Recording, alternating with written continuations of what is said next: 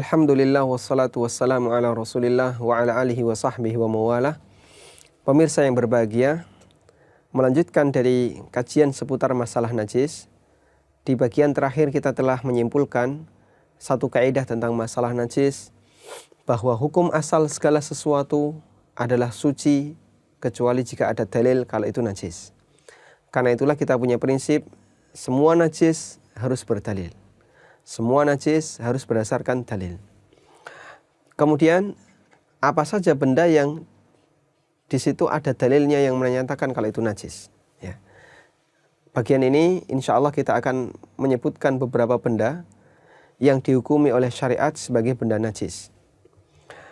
Yang pertama adalah air kencing dan kotoran manusia. Dalil tentang najisnya air kencing dan kotoran manusia adalah dalil dari hadis dan juga ijma' kaum muslimin, sepakat kaum muslimin. Dalil dari hadis bisa kita lihat dalam hadis dari Abu Hurairah radhiyallahu anhu. Rasulullah sallallahu alaihi wasallam bersabda, "Idza wati'a ahadukum bina'laihi al-adha fa inna at-turaba lahu tahur." Apabila kalian memakai sandal kemudian kalian menginjak kotoran, fa inna at-turaba lahu tahurun, sesungguhnya turab yaitu tanah setelahnya bisa dijadikan sebagai alat untuk bersuci. Artinya kotoran ini sesuatu yang najis. Tayyib. Dan dalil yang lain tentang masalah ini adalah ijma' kaum muslimin. Kaum muslimin sepakat bahwa air kencing dan kotoran manusia adalah najis. Nabi SAW pernah mengingatkan bahwa kebanyakan azab kubur itu disebabkan karena mereka atau manusia tidak hati-hati dalam masalah kencing. Kita sering menjumpai ada sebagian orang yang terlalu malas untuk berhati-hati dalam masalah kencing. Dia kencing nggak perhatian ketika nyiprat, nggak perhatian ketika bersuci. Ya. Begitu selesai kencing, langsung dia memakai celana yang bisa jadi masih netes dan seterusnya. Dan ini bisa berbahaya karena menyebabkan sholatnya batal. Kemudian yang kedua, madhi dan wadi. Madhi dan wadi adalah kotoran atau cairan yang keluar dari organ kemaluan ketika syahwat seseorang itu naik.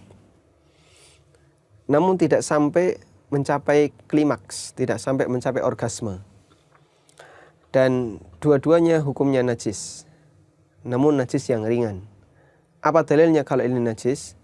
Dalilnya adalah hadis yang diriwayatkan oleh Bukhari Muslim dari Ali bin Abi Thalib radhiyallahu anhu. Beliau mengatakan, "Kuntu rajulan madda'an wa kuntu astahyi an as'ala an-nabiyya sallallahu alaihi wasallam lima kanat ibnatihi."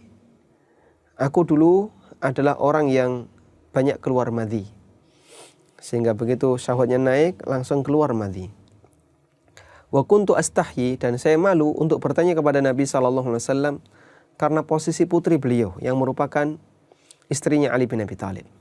Dan ini bagian dari salah satu di antara adab ketika seorang suami atau seorang istri punya masalah dalam rumah tangganya terkait ranjang, ya, terkait masalah ranjang, maka bagian dari adab adalah tidak bertanya kepada mertuanya, ya, tidak bertanya kepada mertuanya. Akhirnya fa'amartul Miqdada ibn al-Aswad, lalu aku perintahkan Miqdad ibn al-Aswad fasa'alahu untuk bertanya kepada Nabi SAW. Faqala, kemudian Nabi SAW mengatakan, yaghsilu dzakarahu wa yatawadda, dia harus mencuci kemaluannya dan berwudu. Kalimat mencuci kemaluannya menunjukkan kalau itu adalah sesuatu yang najis. Sehingga Nabi SAW perintahkan agar mencuci bagian tempat keluar cairan itu. Dan yang kedua, dia disuruh untuk berwudu menunjukkan kalau ini adalah pembatal wudu. Nah, dan ini salah satu di antara dalil bahwasanya madhi dan wadi adalah cairan yang najis. Apa beda madhi dan wadi? Kalau madhi, dia keluar ketika syahwat memuncak, ya. Namun tidak sampai ketika syahwat naik, namun tidak sampai orgasme, lalu keluar cairan, ya. Dan biasanya cairannya hanya sedikit. Sedangkan wadi, dia keluar ketika syahwat naik dan keluarnya bersamaan dengan orang ketika kencing. Mungkin ketika dia selesai kencing kemudian keluar cairan kental, ya, itu wadi, dan wadi najis. Kalau madhi tidak keluarnya tidak ketika kencing, tapi keluarnya ketika kondisi normal. Nah, karena itulah madhi dengan wadi bedanya hanya pada saat atau pada waktu keluarnya. Kalau wadi keluar ketika kencing, kalau madhi di luar kegiatan buang air kecil. Kemudian bedanya apa dengan mani? Kalau mani, dia cari cairan yang keluar ketika syahwat, namun berada di puncak syahwat. Keluar ketika di puncak syahwat, sehingga ketika keluar orang mengalami orgasme. Tayyib. Kemudian yang ketiga, di antara sesuatu yang najis adalah kotoran hewan yang haram dimakan. Kotoran hewan yang halal dimakan, pendapat yang lebih kuat tidak najis. Di antara dalil kalau itu tidak najis adalah kebiasaan Rasulullah SAW. Sebelum beliau memiliki masjid, Nabi SAW sering salat di kandang kambing, dan bahkan beliau perintahkan sallu fi marabidil ghanam, salatlah kalian di kandang kambing. Dan kita bisa tahu pasti yang namanya kandang kambing, pasti di situ ada kotoran kambing. Dan beliau izinkan untuk hal ini, menunjukkan kalau kotoran kambing tidak najis. Demikian pula disebutkan dalam hadis riwayat Bukhari, Nabi SAW pernah mendapatkan pengaduan dari orang-orang Urani, ya, Uraniyun, yang mereka berasal dari suku Uronah. Dan suku Uronah ini sakit ketika mereka sampai di Madinah.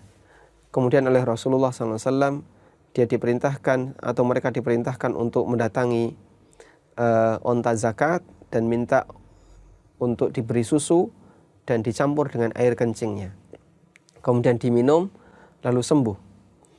Yang ini salah satu di antara dalil bahasanya kencing onta tidak najis, karena Nabi SAW tidak pernah mengizinkan benda najis untuk dijadikan sebagai obat, ya.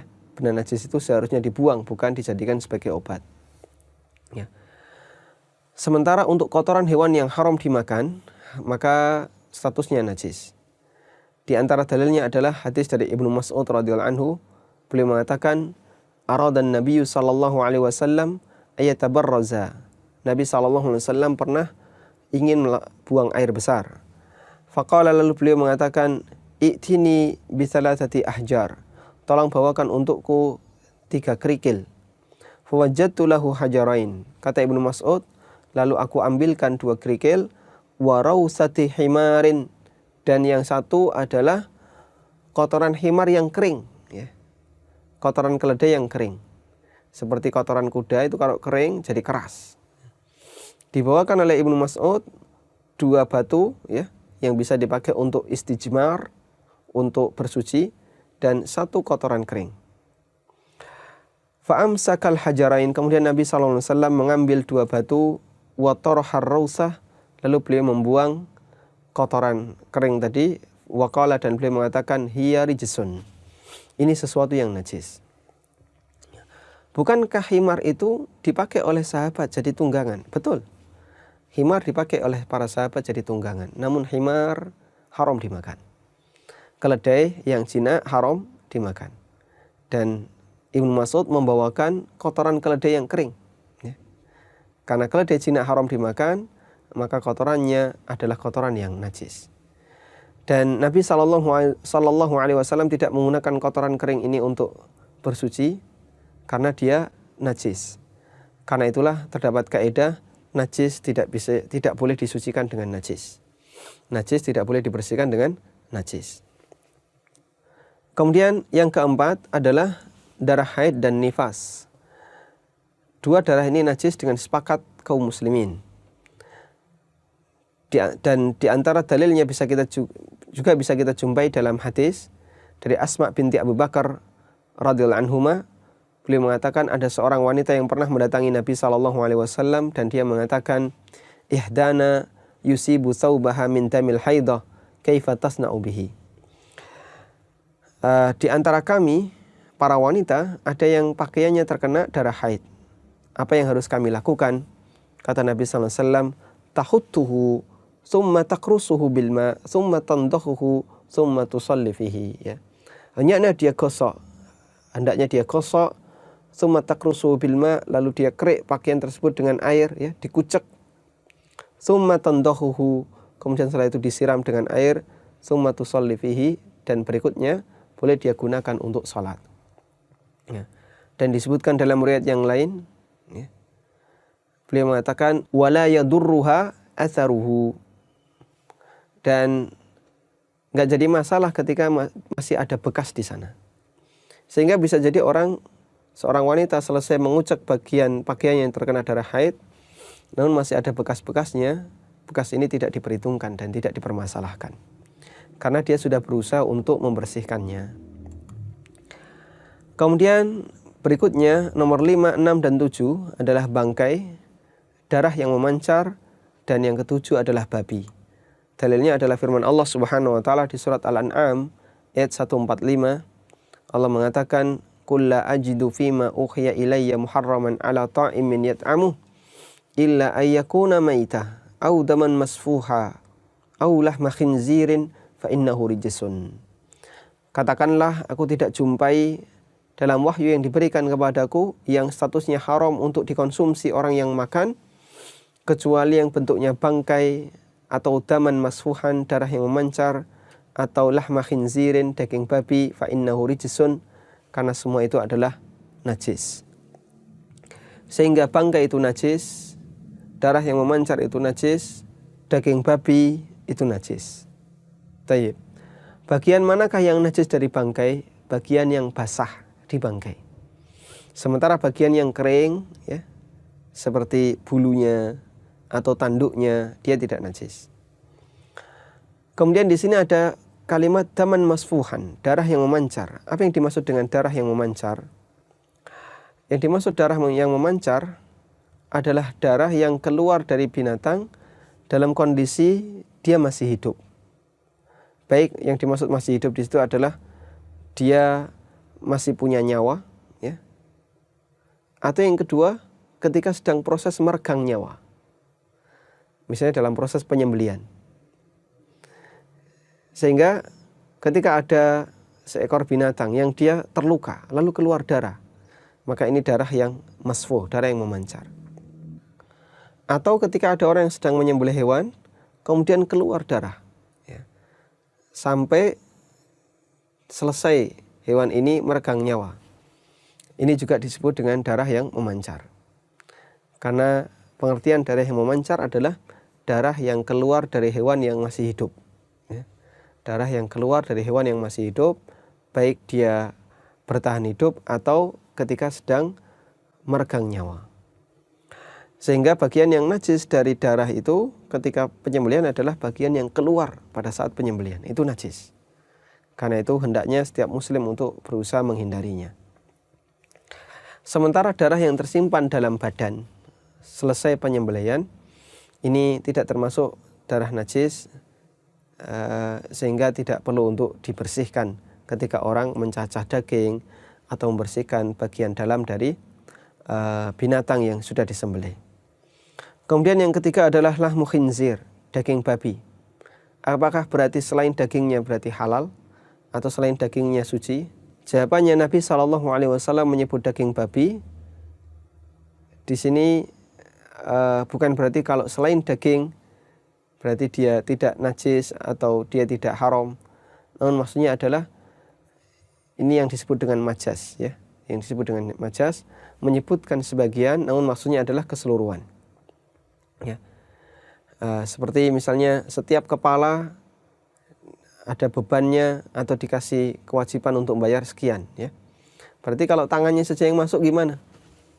Atau matanya saja yang kelihatan masuk tapi kepalanya enggak, ya. Maksudnya setiap kepala adalah setiap nyawa. Sebagaimana ketika kita nyebut binatang setiap ekor, ya. Satu ekor 5.000 ekornya saja, tapi kalau badannya enggak kena, ya tentu tidak seperti itu. Sehingga daging babi maksudnya adalah salah satu bagian babi, dan maksudnya keseluruhan babi. Nah, kemudian yang ke-8 adalah liur anjing. Liur anjing najisnya najis berat, dan hanya satu ini yang terhitung sebagai najis mughaladzah, najis berat. Dalilnya adalah sabda Nabi SAW, tuhuru ina'i ahadikum idza walagha fihil kalbu ayyaghsilahu sab'a marratin. Cara membersihkan wadah kalian ketika ada anjing yang minum di dalamnya adalah dicuci sebanyak 7 kali, ulahun nabi turab, yang pertama menggunakan tanah. Dan pendapat yang benar bahasanya pembersihan najis dari liur anjing ini sifatnya ta'abbudi. Artinya dia terbatas hanya kasus yang disebutkan oleh Rasulullah SAW, sehingga tidak berlaku untuk benda-benda yang lain. Ya. Karena itulah yang wajib dicuci sebanyak 7 kali hanya untuk kasus anjing yang menjilat di sebuah wadah yang basah untuk minum. Ya. Kemudian airnya dibuang dan wadah tadi dicuci sebanyak 7 kali.